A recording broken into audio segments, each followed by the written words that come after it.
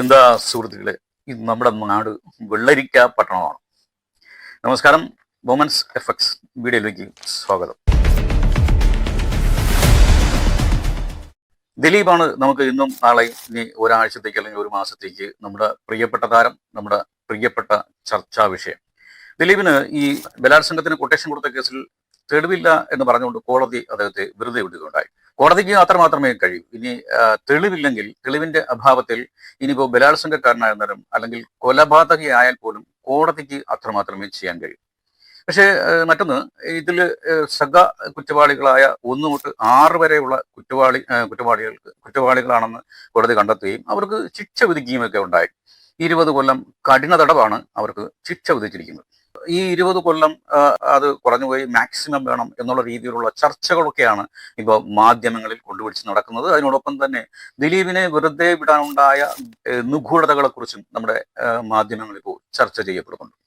കോടതി പറഞ്ഞത്, കോടതിയെ വിമർശിക്കുന്നതിന് മുമ്പ് വിധിന്യായം വായിച്ചു നോക്കിയിട്ട് മാത്രമേ നിങ്ങൾ കോടതിയെ വിമർശിക്കാവൂ എന്നൊരു കാര്യം കോടതി പറഞ്ഞിട്ടുണ്ടായിരുന്നു. ഈ വിധിന്യായത്തിലും നമ്മുടെ ദിലീപ് ഈ കൊട്ടേഷന് ഗൂഢാലോചന നടത്തിയത് തെളിയിക്കാനായിട്ടും നമ്മുടെ വാദിഭാഗം വക്കീലിന് അതിന്റെ തെളിവുകൾ നടത്തി സ്ഥാപിക്കാൻ സാധിച്ചില്ല എന്നാണ് കോടതി അതിൽ പറഞ്ഞിരിക്കുന്നത്.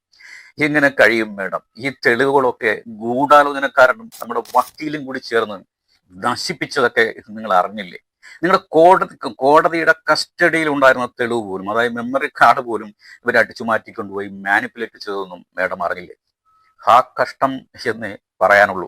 അങ്ങനെയെങ്കിൽ ദിലീപിനെ വെറുതെ വിടുമ്പോൾ തീർച്ചയായിട്ടും എൻ്റെ പോലീസ് സുഹൃത്തുക്കളെ, ഈ കേസിൽ ഗൂഢാലോചന നടന്നിട്ടുണ്ട്. പക്ഷെ അത് ദിലീപല്ല, മറ്റാരോ ആണ്. അത് നിങ്ങൾ അന്വേഷിച്ച് കണ്ടെത്തണം എന്നൊരു നിർദ്ദേശം കൂടി നമ്മുടെ ജഡ്ജി ഹണി എം വർഗീസിന് നിർദ്ദേശിക്കാമായിരുന്നു. പക്ഷെ അങ്ങനെ ഒന്നും ഉണ്ടായില്ല. വിധിന്യായത്തിലും അങ്ങനെ ഒന്നുമില്ല എന്നാണ് ഞാൻ മനസ്സിലാക്കുന്നത്.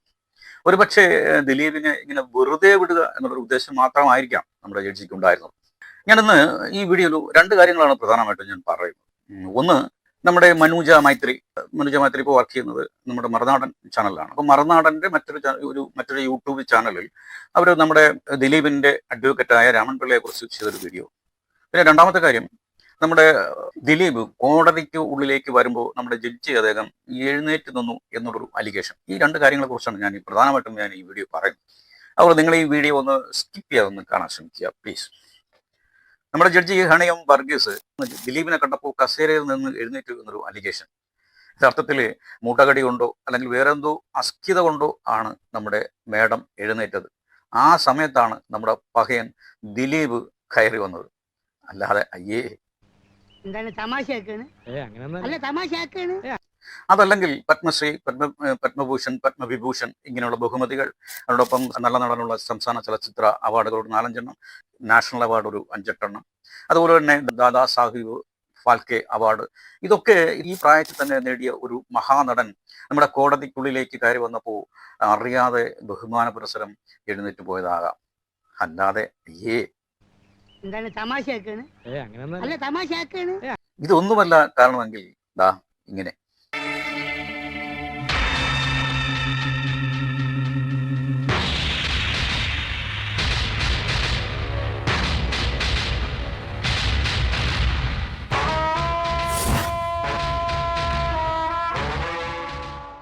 രജനീകാന്തിന്റെ ഒരു ഹിറ്റായ സിനിമയാണ് നമ്മുടെ ഭാഷ.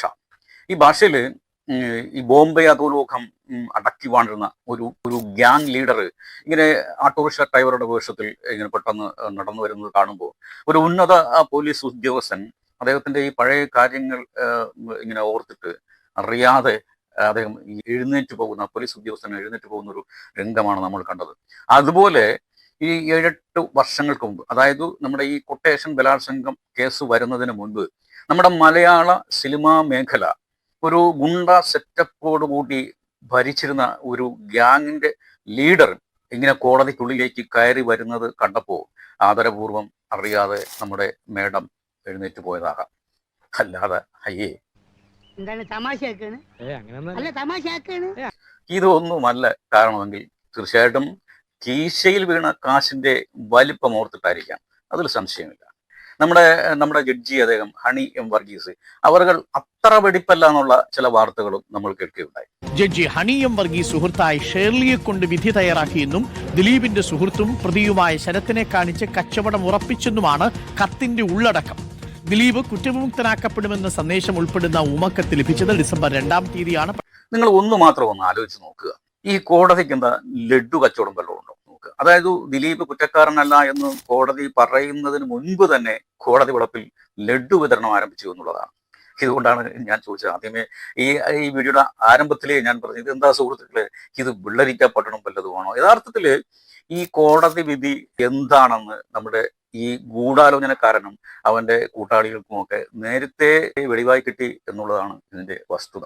നമ്മുടെ മനൂജ മൈത്രി, ഞാൻ പറഞ്ഞതുപോലെ, അപ്പോൾ മറുനാടൻ വീഡിയോയിലാണ് അവർ ഇപ്പോൾ വർക്ക് ചെയ്യുന്നത്.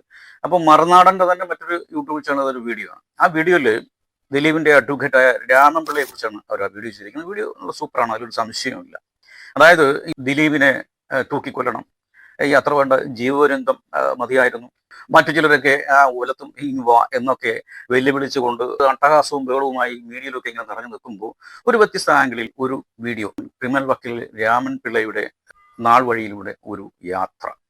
ഈ വീഡിയോയിൽ നമ്മുടെ ക്രിമിനൽ വക്കീൽ രാമൻ പിള്ള എല്ലാം കൊണ്ടും അടിപൊളി എന്നാണ് മനൂജ മൈത്രിയിൽ പറഞ്ഞു വെക്കുന്നത്. ഈ മനൂജ മൈത്രിയുടെ അഭിപ്രായം തന്നെയാണോ നമ്മുടെ മറുനാടൻ എന്ന് സംശയമുണ്ട്. വിചാരണ മനഃപൂർവ്വം നീട്ടിക്കൊണ്ടു പോകാനുള്ള ഇടപെടലുകൾ എന്ന വിമർശനവും രാമൻ പിള്ളയ്ക്കെതിരെ ഉയർന്നു. ഒടുവിൽ കേസിൽ തെളിവ് നശിപ്പിച്ചെന്ന കുറ്റത്തിന് രാമൻ പിള്ള തന്നെ പ്രതിയാകുമെന്ന ഘട്ടത്തിലെത്തി. ദിലീപ് ഹൈക്കോടതിയിൽ സമർപ്പിച്ച ഫോണുകളിലെ തെളിവുകൾ രാമൻ പിള്ളയും കൂട്ടരും സായ് ശങ്കർ എന്ന IT വിദഗ്ധന്റെ സാന്നിധ്യത്തിൽ നശിപ്പിച്ചെന്നായിരുന്നു ക്രൈംബ്രാഞ്ചിന്റെ ആരോപണം.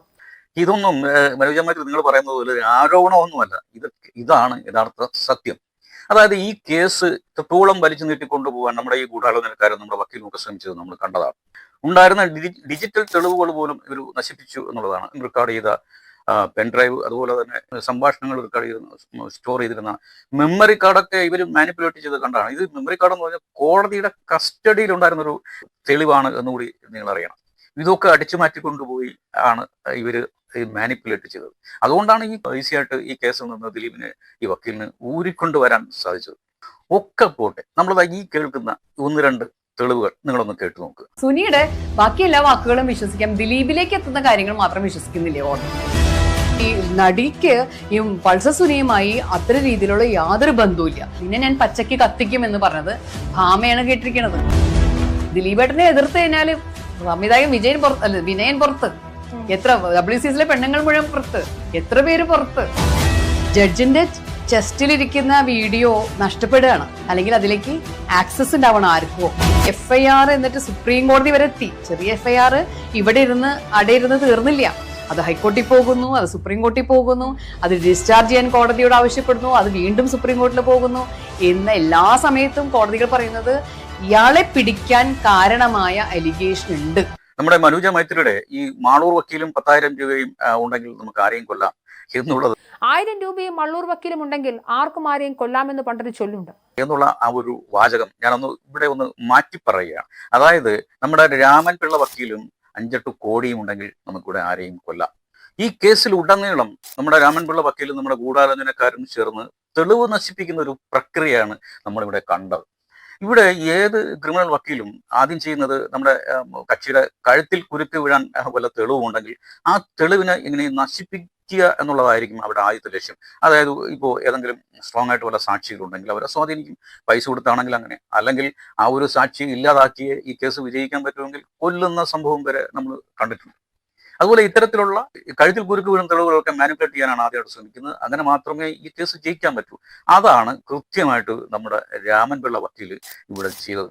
അതായത് ഇതിനു വേണ്ടി ആരെയൊക്കെ കാണണം, ഏത് വഴിയിലൂടെ പോകണം, ആർക്കൊക്കെ എന്തൊക്കെ കൊടുക്കണം എന്ന് കൃത്യമായി അറിഞ്ഞുകൊണ്ട് അത് കൃത്യമായിട്ട് ചെയ്തു എന്നുള്ളതാണ് അദ്ദേഹത്തിൻ്റെ ഒരു ക്രെഡിറ്റ്. ഇതിനെ നമ്മൾ ക്രെഡിറ്റ് എന്ന് പറയാൻ കഴിയുമോ എന്നെനിക്കറിയില്ല, ഇതിനെ ബുദ്ധി എന്നും പറയാൻ കഴിയുമോ എന്ന് എനിക്കറിയില്ല, ഇതിനെ വക്രബുദ്ധി എന്നേ പറയാൻ കഴിയും. അത് കൃത്യമായിട്ട് അദ്ദേഹം ചെയ്തു.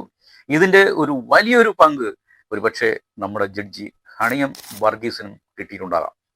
ഇത്തരം കഥകളൊക്കെ ഇനി വരാനിരിക്കുന്നതേ ഉള്ളൂ. നമ്മുടെ സിനിമാക്കാരെല്ലാം നമ്മുടെ അതിജീവിതയ്ക്കൊപ്പമാണ്, ഒരു കോപ്പവുമില്ല. എല്ലാവരും പറയും അതിജീവിതയ്ക്കൊപ്പം, അങ്ങനത്തെ ഒരു ക്ലീഷേ ഡയലോഗ് ഞാൻ നിൽക്കുന്നില്ല. ഈ ജോയി മാത്യു പറഞ്ഞതുപോലെ എല്ലാവരും അതിജീവിതയ്ക്കൊപ്പം ആണെന്നുള്ള ക്ലീശേ വാക്ക് ഞാൻ പറയുന്നില്ല എന്നാണ് അദ്ദേഹം പറഞ്ഞത്. അതുപോലെ അതിജീവിതയ്ക്കൊപ്പമാണ് ഞാൻ എന്ന് ഉള്ളൊരു ക്ലീശേ വാക്ക് ഞാനും ഇവിടെ പറയുന്നില്ല. നമ്മുടെ പ്രിയപ്പെട്ട നടൻ മമ്മൂക്ക പോലും ദിലീപിന്റെ കാര്യത്തിൽ ഇടപെട്ടു എന്ന് നമ്മുടെ വാദിഭാഗം വക്കീൽ നമ്മുടെ TB മിനി. മമ്മൂട്ടി ദിലീപിന് വേണ്ടി ഇടപെട്ടിട്ടുണ്ട് രക്ഷപ്പെടുത്താനായിട്ട്. തെളിവുണ്ട്, ഞങ്ങൾക്കുണ്ട് തെളിവ്. ഇത് യഥാർത്ഥത്തിൽ സത്യമാണെങ്കിൽ നമ്മൾ സിനിമാക്കാരെ നമ്മൾ എങ്ങനെ വിശ്വസിക്കും? മമ്മൂക്ക ഒരു കാര്യം പറഞ്ഞാൽ അതിനെതിരെ ഏതെങ്കിലും ഒരു സിനിമാക്കാരും പറയും. അതുപോലെ തന്നെ നമ്മുടെ സർക്കാരും പറയുന്നത് സർക്കാർ അതിജീവിതയ്ക്കൊപ്പമാണെന്നാണ്. ഈ നമ്മുടെ സർക്കാരും നമ്മുടെ മമ്മൂക്കയുമായിട്ടുള്ള ഒരു ബന്ധവും നമുക്കറിയാം. അങ്ങനെയെങ്കിൽ നമ്മൾ ഈ സർക്കാരിനെ എങ്ങനെ വിശ്വസിക്കും?